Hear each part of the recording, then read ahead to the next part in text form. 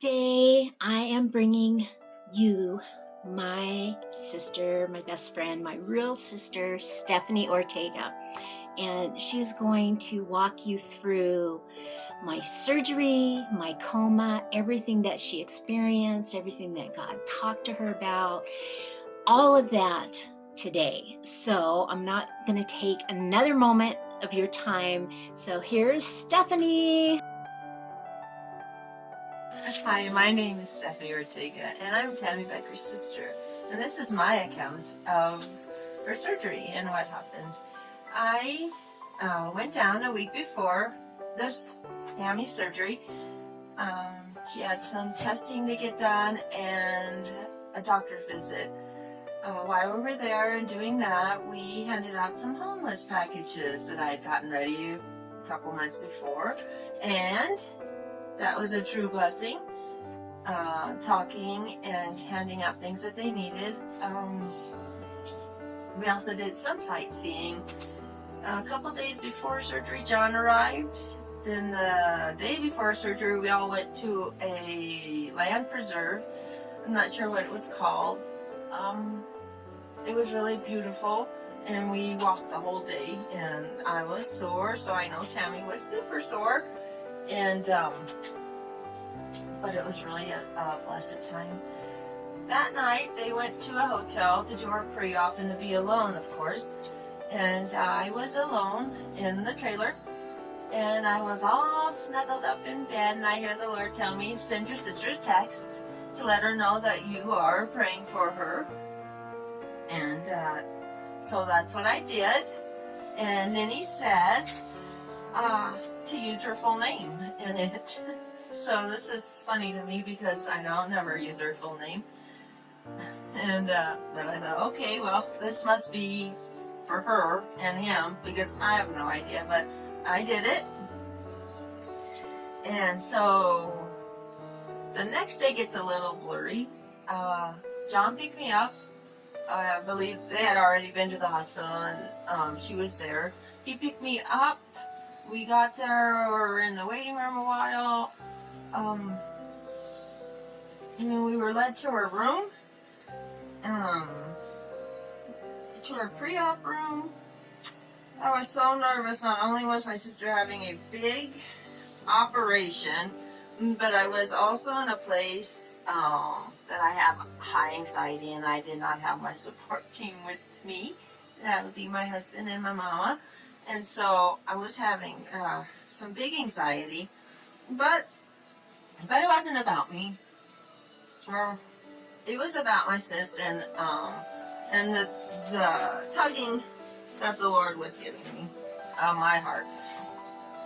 And I always really try to do what the Lord's will is, even though it's hard. And the people who know me know this is a given, but to the ones who don't, should know the Lord is asking something of you, and it's not easy or in your reach, and you just know that you're in over your head.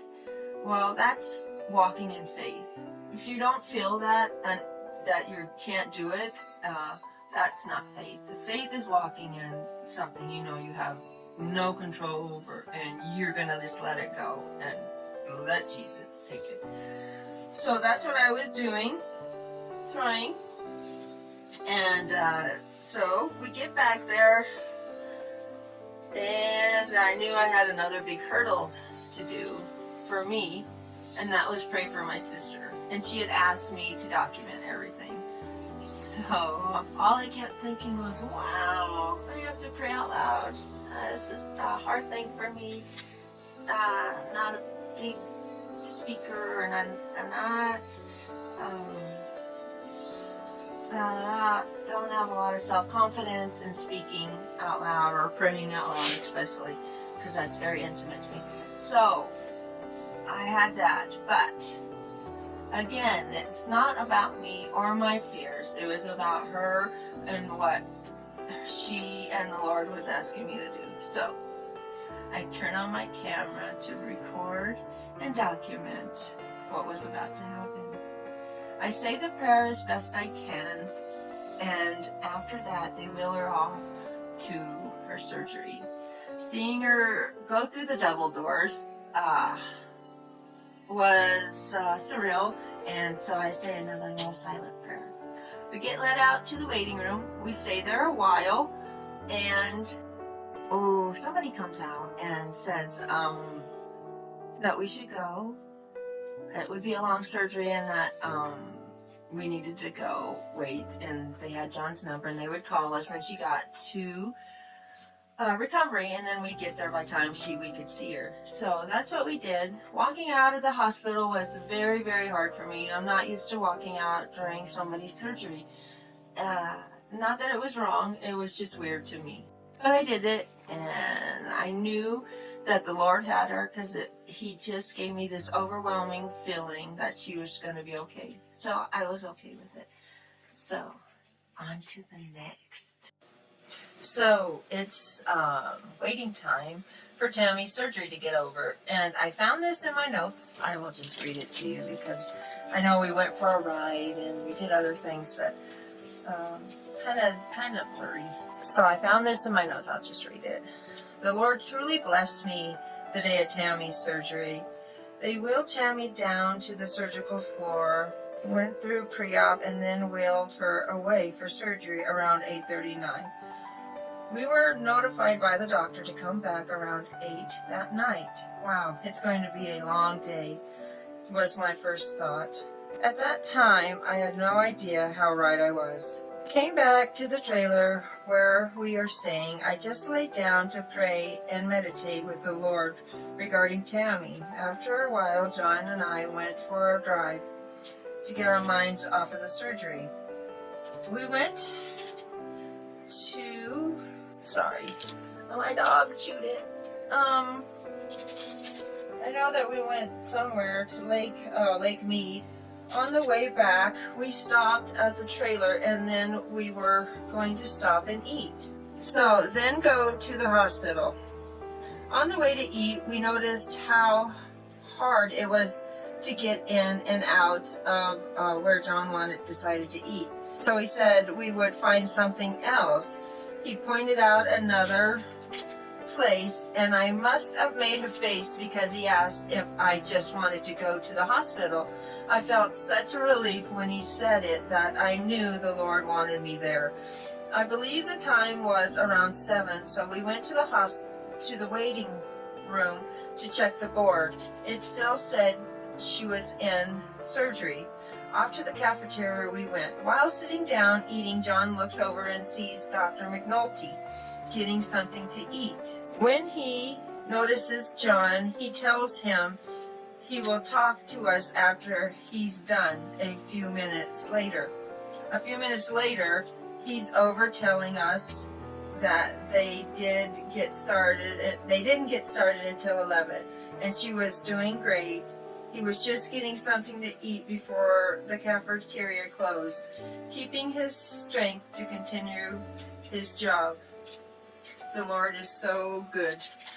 I remember truly feeling that the Lord was just blessing me, because if we hadn't gone back and gone to the cafeteria to eat, then we would have missed Dr. McNulty, and we would have just been waiting in the waiting room long past what they told us. So the Lord is good. He always lets us know some way or another to comfort us. He's there with us, right by our side. Always got his hand around us. So that is how. And then her surgery was over. I don't remember what time, but late. And she had done good. She was in recovery.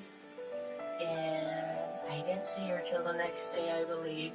And she looked good, groggy. And that day went okay. I can't remember what we did. I don't really remember. I think we went out to eat with her friends. And then visited her in her room. I remember that. I know she was in good spirits that day. So it's a big day of the surgery. I found something else in my notes. I'm pretty sure this was the first surgery, but it was a lesson from the Lord that I'm sure He wants me to read. So I'm just going to read it to my best of my ability anyways. So it says, when did it become okay to damn God amongst people you don't even know? What I mean is, I don't believe in saying the GD word at all. So what do you do when somebody says it to you? Since I have the same right as everyone else and they feel the right to say it, I also have the right to defend my God. Sure, we have the right to, but does God really need defending? I often say when people use the GD word, is that God never damned anything. Usually that's as far as it goes, but not today. I know my emotions are raw, but still, the doctor came in and nothing seemed to be going right. So he said the GD word. And I say what I always say, God doesn't damn anything. He didn't want to leave it at that. So he said, yes, God damned something. I can't remember what he said. And I say, no, they damned themselves. Then he says, he damned Lucifer. And I looked at him and I was just in shock. Like, he's really going to we're just going to have a full-on debate on if God damned Lucifer or not. In my head, I was saying this. And the whole time I was wondering why he would do this. Why would he want to argue about this at this time, completely unaware that I had entered the self-defense mode? Obviously, to the fact, my Father above does not need me to defend him. He is not a crippled old man. He is the creator, the beginning and the end. Luke 23:34, Lord, when we are confronted with hate, help us not to be haters, but to respond as your Son did. Father, forgive them, for they do not know what they are doing. The devil thinks to use this against me, but the Lord claims it for his good. I will always say God never damned anything, but say it in love and not let it end up in a heated debate. Thank you, Lord, for your gentle guidance and loving care. So yeah, that was a big lesson that day. The devil really tried to use that against me about, oh, you shouldn't have. Now you got the doctor all worked up before he goes in there and cuts on your sister. That was really a hard thing for me. And the Lord just put my mind at ease. Like, it's just the devil. Just trying to get under your skin. Trying to do what he does. So, that might happen on the first surgery. So the second surgery, sorry about the dog. I remember barely the pre-op room. I don't know why. It feels like the first pre-op. Anyways, I don't remember all, but they did. We prayed and they willed her away. And then we leave again. And yeah, we all know from the first time I don't like to leave, but we did. And this is a super long surgery that took way longer, and I don't know, 12 hours or something. It was horrendous. And we knew, my sister had asked me to take pictures of her, and just take pictures, staff, take pictures. We have to document this. We are going to document, and we are going to help people that are going through or going to go through this. The Lord's going to use it. So I did. Just keep that in mind. I did what she asked. And so after the surgery, I'm sure that there's a lot of lessons in between the waiting, but I don't remember anymore. But the wait was horrendous. And so when we finally got to see her, I walked in to that recovery room, and her face was huge. She looked like my Aunt Charla Faye, and I'm just like, is that my sister? Yeah. Oh, damn.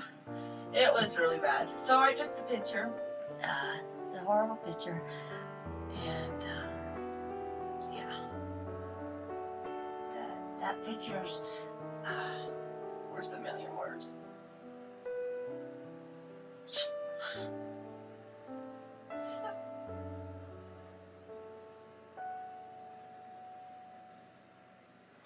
I don't even know if she woke up in time.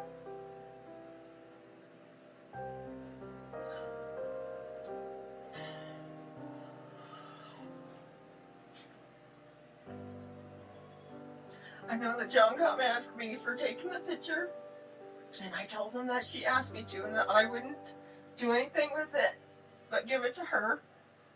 she could decide on her own.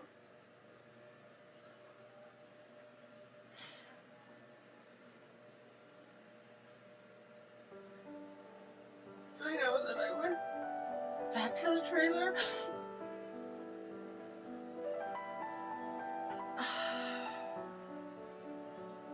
I probably cried. The next day she wasn't awake. And I had to leave. I didn't want to leave. I was holding her hand and I whispered, Tammy, I have to go. Ernie's expecting me home. And I need you to open your eyes. Because I don't want to go without seeing you wake up first. I need you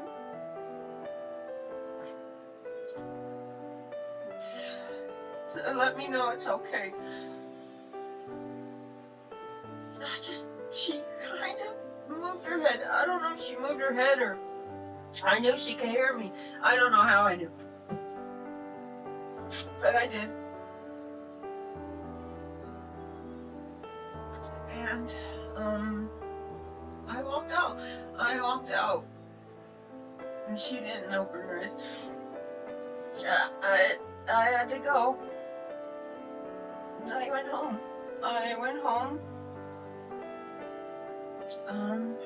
To Arizona. I went to my husband's Christmas party that night. That next morning, John called me. He says they don't think she's waking up because they think that she had a stroke. I'm on the phone. This is me. Okay, so they think she had a stroke. So here's my husband. Boop. Give it to him because I can't even do it. And I just get up, give him the phone because I know I'm leaving right then, right there. Get up, I pack, I get dressed. I call my nieces. I guess John had been trying, but Tammy's phone was locked and couldn't get a hold of Rhiannon. I called Amanda and said, your mom's not waking up. I'm leaving. Get your stuff ready. I'll pick you up on the way. The only way I know to get a hold of Rhiannon is to call my daughter-in-law. She's friends with Rhiannon's sister. And I told her, and she got a hold of her sister, and her sister and the family got a hold of Rhiannon before they could get there. So I get there, and we walk in, and I'm not going to be able to do this day by day because there's just certain things that stick out.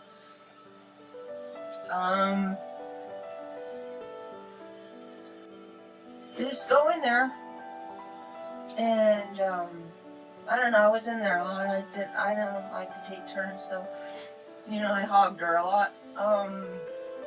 But sitting there, I read her out of a book I had brought. What else did I do? I know that I asked her to squeeze my hand a lot, and she would. She wouldn't squeeze it, but her hand would. They had her hands tied down, and it would jerk up. It probably had about this much leeway, and it would jerk up. So I would tell the nurse, so she's trying to communicate with me, and I'd say, squeeze my hand, she'll jerk it up. And she said no. Every time I say it at least 10 times a day. No, that's just a reaction from the drugs. I know that in there, I would whisper in her ear. She had mentioned wanting to do something, and she had YOU vision, and so I would say to her every day, I would say, let me get this right. It's Tammy Becker with the YOU Ministry here with, I can't remember his name. The so-and-so, and yeah! and act like she was going on a television show with her ministry, and that she was helping a bunch of people. I wish I could remember the name. I can't. It's just blanked all over me. That's gonna drive me nuts. So, anyways, so we did that, and day after day went by, and in my heart, I knew the Lord was gonna bring her out of it. The hard part is how He was gonna bring her out. If she was gonna be the same town, and my sister not responding to me was horrific. She was right there, but not there. It was very hard, and that was just a really hard time. The night before, I was taking a shower. I was talking to the Lord, and I got a vision of I was praying for her, and I was thanking God for all the people that were praying for her.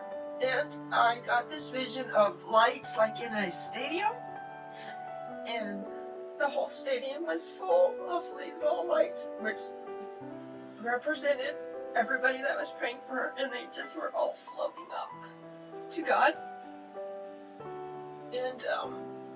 And you could see that, I don't know how, but God had Tammy in His hands, and all the prayers were going to be answered. That's what happened the night before. I woke up early that morning, and the Lord told me, get dressed and go down before anybody goes down.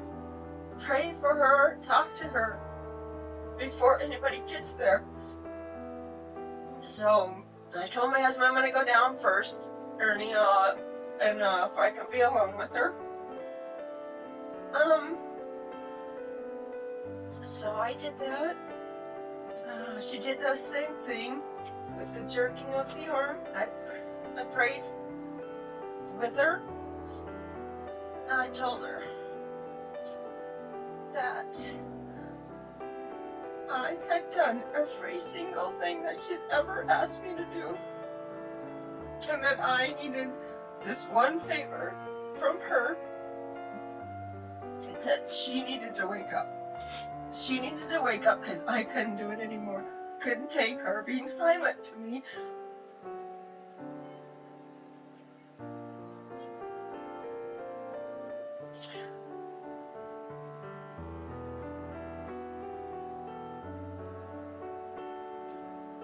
So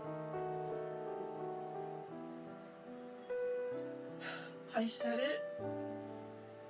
I said to him, please squeeze my hand. And she squeezed it. Oh, Tammy. And she just kind of rolled her eyes back at me. And she did. She woke up. Maybe not all at the same time. Because all I remember is calling my husband and say, she squeezed my hand. She's waking up. And she did. She started waking up. I took the tube out that day. And that's it. A lot more stuff went on, but I can't really remember a lot of it. All I know is God said He would take care of her, and He did. And He told me to go down. He was going to wake her up, and I did. And He did. So I'm very grateful for the Lord. Grateful for His family and the support, and I'm grateful for it all. many lessons were learned. You always learn the hardest lessons in very difficult times. So it's always grateful to have the lessons learned. Not so easy, but grateful. I love you guys. Bye. Well, everyone, I hope you enjoyed that episode that my sister gave of talk and just her account of what happened during my surgery and during my coma. And I hope that I always feel so blessed every time she talks about it. And I know how much that tore her up and how much she cares about me. And I truly care about her with all my heart. So thank you for tuning into this episode. Make sure to come back next Wednesday when we drop another episode here on our channel. And if you haven't done it already, please subscribe to our channel and hit our bell. We would appreciate it so much, and invite your friends over. And don't forget to check us out on the website at youministries.com. And don't forget to take one of our classes, because that class will buy a Bible for someone in need to get God's words in their hand. So I will see you back here next Wednesday. See you later, my friends. God bless you.